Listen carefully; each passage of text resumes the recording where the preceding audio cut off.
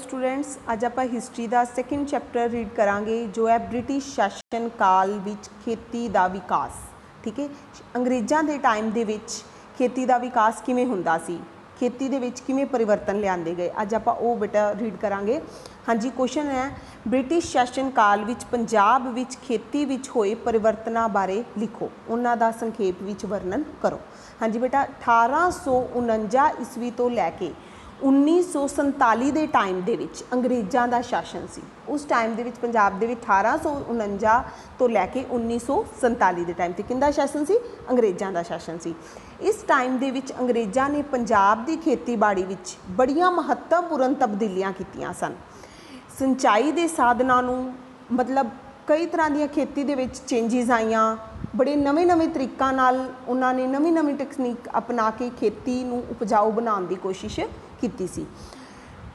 अंग्रेज़ों के टाइम दे विच जो भी नवी नवी किस्मां दी बीजां बीजियां गईयां, फसलां बीजियां गईयां, खेती का मशीनीकरण किया गया, मतलब हर कोई खेती जिहड़ी सी वो मशीन दे नाल कीती जांदी सी। ठीक है, उन्होंने अगों उत्साहित करने अगों वधाउण दे लई उन्होंने पंजाब दे विच बेटे डिपार्टमेंट ऑफ एग्रीकल्चर कॉलेज की स्थापना भी की गई ताकि अगों किसानां नूं अगली टैक्नीक बारे जागरूक किया जा सके।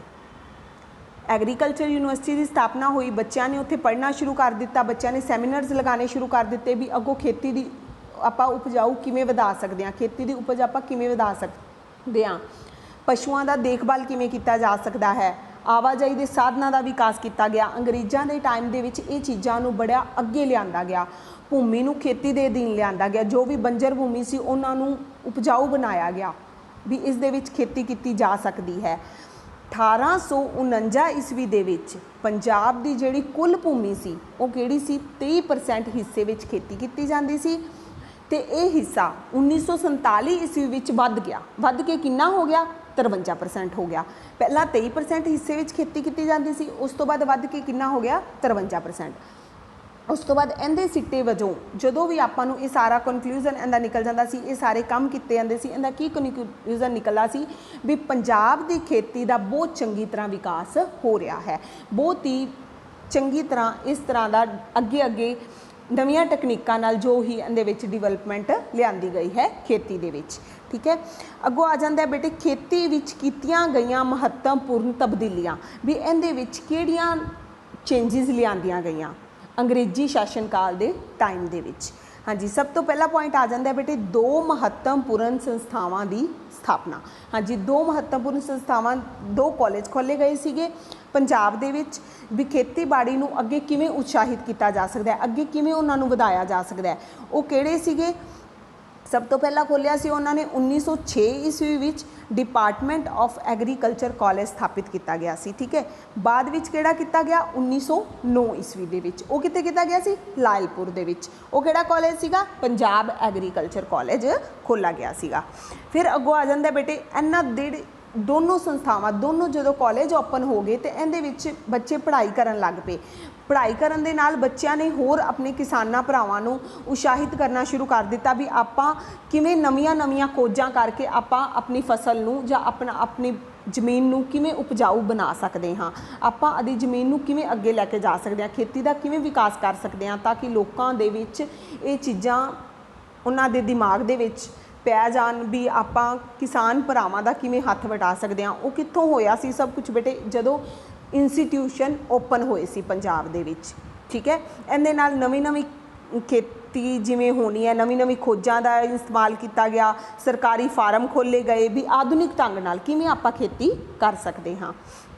अगों आ जाता है बेटे इन्हां फार्मां विच आधुनिक ढंगां की खेती की जाती सी। आधुनिक ढंग भी मतलब जो भी नवे नवे तकनीकां दे अकॉर्डिंग उन्हां दे अकॉर्डिंग दे विच ये खेती की जाती सी।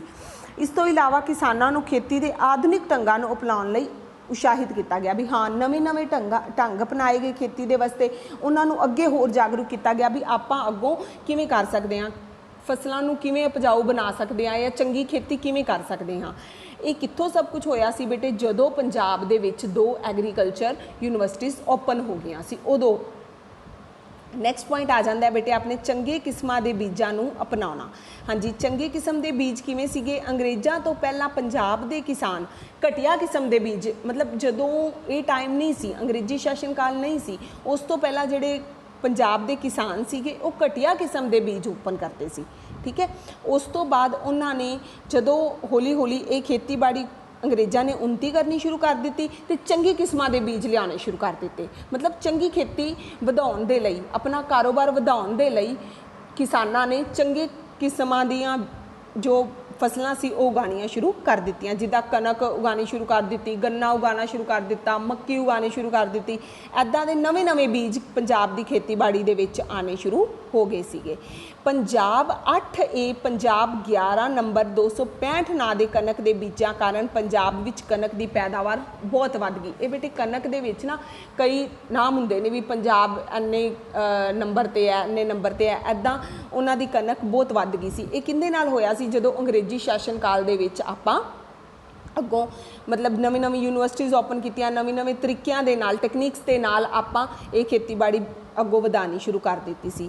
ਠੀਕ ਹੈ, ਉਹ ਅੱਗੇ ਜਿਵੇਂ ਪਹਿਲਾਂ ਖੇਤੀ ਹੁੰਦੀ ਸੀ ਉਸ ਤੋਂ ਨਾਲ ਚੰਗੀ ਖੇਤੀ ਦੀ ਪੈਦਾਵਾਰ ਹੋਣੀ ਸ਼ੁਰੂ ਹੋ ਗਈ। ਠੀਕ ਹੈ, ਸਰਕਾਰ ਇਹਨਾਂ ਬੀਜਾਂ ਨੂੰ ਵਿਦੇਸ਼ਾਂ ਤੋਂ ਪ੍ਰਾਪਤ ਕਰਕੇ, ਮਤਲਬ ਕਈ ਬਾਹਰਲੇ ਇਲਾਕਿਆਂ ਤੋਂ ਪ੍ਰਾਪਤ ਕਰਕੇ ਇਹਨੂੰ ਏਜੰਟਾਂ ਰਾਹੀਂ ਵੇਚਦੀ ਸੀ।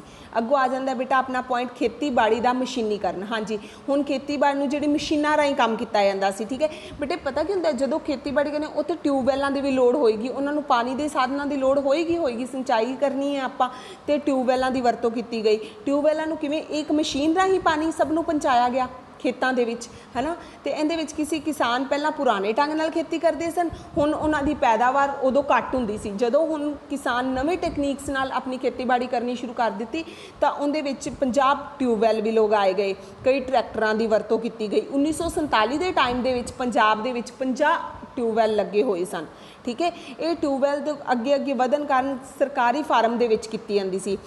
ਲੱਕੜੀ ਦੇ ਹਲ ਦੀ ਬਜਾਏ ਲੋਹੇ ਦੇ ਹਲ ਵਰਤੇ ਜਾਂਦੇ ਸਨ। ਜਦੋਂ ਆਪਾਂ ਖੇਤੀਬਾੜੀ ਦੇ ਵਿੱਚ ਖੇਤੀ ਕਰਾਂਗੇ ਉਹਦੇ ਵਿੱਚ ਇੰਸਟਰੂਮੈਂਟ ਦੀ ਲੋੜ ਪਏਗੀ ਤੇ ਉਦੋਂ ਕੀ ਸੀਗਾ? ਲੋਹੇ ਦੇ ਹਲ ਵਰਤੇ ਜਾਂਦੇ ਸਨ ਤਾਂ ਕਿ ਫਸਲ ਨੂੰ ਵੱਢਣ ਦੇ ਵਿੱਚ ਆਪਾਂ ਨੂੰ ਕਿਸੇ ਵੀ ਕਿਸਾਨ ਭਰਾ ਨੂੰ ਕੋਈ ਪ੍ਰੋਬਲਮ ਨਾ ਆਵੇ। ਠੀਕ ਹੈ, ਫਸਲਾਂ ਨੂੰ ਵੱਢਣ ਲਈ, ਤੂੜੀ ਨੂੰ ਵੱਖ ਕਰਨ ਲਈ, ਅਲੱਗ-ਅਲੱਗ ਬੀਜਾਂ ਨੂੰ ਬੀਜਣ ਲਈ, ਠੀਕ ਹੈ, ਕਿਸਾਨ ਨੇ ਨਵੇਂ ਇੰਸਟਰੂਮੈਂਟ ਦੀ ਵਰਤੋਂ ਕੀਤੀ ਸੀ ਵੀ ਤਾਂ ਕਿ ਅੱਗੋਂ ਜਿਹੜਾ ਖੇਤੀ ਦਾ ਮਸ਼ੀਨੀਕਰਨ ਹੈ ਉਹ ਵਧੀਆ ਹੀ ਆਧੁਨਿਕ ਢੰਗ ਨਾਲ ਕੀਤਾ ਜਾ ਸਕੇ। ਅੱਗੋਂ ਆ ਜਾਂਦਾ ਬੇਟੇ ਸਿੰਚਾਈ ਸਾਧਨਾਂ ਦਾ ਵਿਕਾਸ। ਹਾਂਜੀ, ਸਿੰਚਾਈ ਸਾਧਨਾਂ ਦਾ ਜਿਹੜਾ ਵਿਕਾਸ ਸੀਗਾ ਉਹ ਕਿਵੇਂ ਕੀਤਾ ਗਿਆ? ਪੰਜਾਬ ਦੇ ਵਿੱਚ ਖੇਤੀਬਾੜੀ ਦੇ ਵਿਕਾਸ ਲਈ ਅੰਗਰੇਜ਼ਾਂ ਨੇ ਕਈ ਤਰ੍ਹਾਂ ਦੇ, ਮੈਂ ਅੱਗੇ ਵੀ ਤੁਹਾਨੂੰ ਦੱਸਿਆ, ਸਿੰਚਾਈ ਦੇ ਸਾਧਨਾਂ ਦੇ ਲਈ ਟਿਊਬਵੈੱਲ ਲਗਵਾਉਣੇ ਸ਼ੁਰੂ ਕਰ ਦਿੱਤੇ। ਜੋ ਵੀ ਨਵੇਂ ਤਰ੍ਹਾਂ ਦੀਆਂ, ਮਤਲਬ ਹਰ ਸਾਲ ਪਾਣੀ ਦਾ ਰਹਿਣ ਦਾ ਪ੍ਰਬੰਧ ਕੀਤਾ ਸੀਗਾ। ਠੀਕ ਹੈ, ਨਹਿਰਾਂ ਵਿੱਚ ਕੇਵਲ ਹੜ੍ਹਾਂ ਦੇ ਸਮੇਂ ਹੀ ਪਾਣੀ ਆਉਂਦਾ ਸੀ, ਪਰ ਨਹੀਂ, ਹੁਣ ਜਦੋਂ ਅੰਗਰੇਜ਼ਾਂ ਦਾ ਟਾਈਮ ਹੋਇਆ ਤਾਂ ਉਹਨਾਂ ਨੇ ਆਪਣੀਆਂ ਨਹਿਰਾਂ ਦੇ ਵਿੱਚੋਂ ਜੋ ਵੀ ਪੰਜਾਬ ਦੇ ਵਿੱਚ ਵੱਡੀਆਂ ਨਹਿਰਾਂ ਸੀ ਉਹਦੇ ਵਿੱਚੋਂ ਆਦੇ ਰਸਤੇ ਕੱਢਣੇ ਸ਼ੁਰੂ ਕਰ ਦਿੱਤੇ। ਪਿੰਡਾਂ ਦੇ ਵਿੱਚ ਵੀ ਪਾਣੀ ਪਹੁੰਚਿਆ ਕਰੇ ਤਾਂ ਕਿ ਸਿੰਚਾਈ ਬਹੁਤ ਚੰਗੇ ਢੰਗ ਨਾਲ ਕਿਸਾਨਾਂ ਨੂੰ ਚੰਗੀ ਤਰ੍ਹਾਂ ਪਾਣੀ ਮਿਲ ਸਕੇ ਔਰ ਕਿਸਾਨਾਂ ਦੀ ਜਿਹੜੀ ਸਿੰਚਾਈ ਹੈ ਉਹ ਬਹੁਤ ਚੰਗੇ ਢੰਗ ਨਾਲ ਹੋ ਸਕੇ। ਠੀਕ ਹੈ, ਨਵੇਂ ਖੂਹ ਵੀ ਪਿੰਡਾਂ ਦੇ ਵਿੱਚ ਬਣਾਏ ਜਾਂਦੇ ਨਾ ਵੀ ਪਾਣੀ ਅੱਧੋ ਲੱਗ ਜਾਂਦਾ। ਅੱਗੇ ਪਿਛਲੇ ਟਾਈਮ ਤੇ ਕੀ ਹੁੰਦਾ ਸੀ ਵੀ ਪਾਣੀ ਆਏਗਾ, ਹੜ੍ਹ ਆਏਗਾ, ਉਦੋਂ ਹੀ ਕਿਸਾਨਾਂ ਨੂੰ ਪਾਣੀ ਮਿਲਦਾ ਸੀ, ਨਹੀਂ। ਪਰ ਹੁਣ ਦੇ ਟਾਈਮ ਦੇ ਵਿੱਚ ਨਵਾਂ ਜੋ ਆਧੁਨਿਕਰਨ ਦੇ ਵਿੱਚ ਜੋ ਨਵੀਆਂ ਟੈਕਨੀਕਸ ਆਈਆਂ ਨੇ, ਮਸ਼ੀਨੀਕਰਨ ਕੀਤਾ ਗਿਆ, ਉੱਤੇ ਸਿੰਚਾਈ ਸਾਧਨਾਂ ਦਾ ਵਿਕਾਸ ਵੀ ਲਿਆਂਦਾ ਗਿਆ ਸੀਗਾ। 1849 ਈਸਵੀ ਦੇ ਵਿੱਚ ਬੇਟੇ ਆਪਾਂ ਨੂੰ ਦੇਖਣ ਨੂੰ ਮਿਲਿਆ ਹੈ ਵੀ 1/5ਵੇਂ ਹਿੱਸੇ ਦੇ ਵਿੱਚ ਸਿੰਚਾਈ ਕੀਤੀ ਜਾਂਦੀ ਸੀ, ਜੋ 1947 ਈਸਵੀ ਵਿੱਚ ਇਹ ਵੱਧ ਕੇ 1/2 ਹਿੱਸਾ ਹੋਰ ਹੋ ਗਿਆ।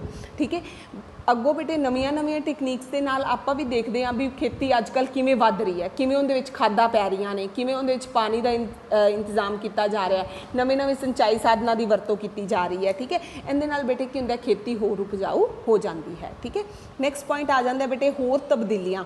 ਇਹਦੇ ਵਿੱਚ ਹੋਰ ਕਿਹੜੀਆਂ ਤਬਦੀਲੀਆਂ ਲਿਆਂਦੀਆਂ ਗਈਆਂ ਜਦੋਂ ਖੇਤੀਬਾੜੀ ਦਾ ਵਿਕਾਸ ਹੁੰਦਾ ਸੀ?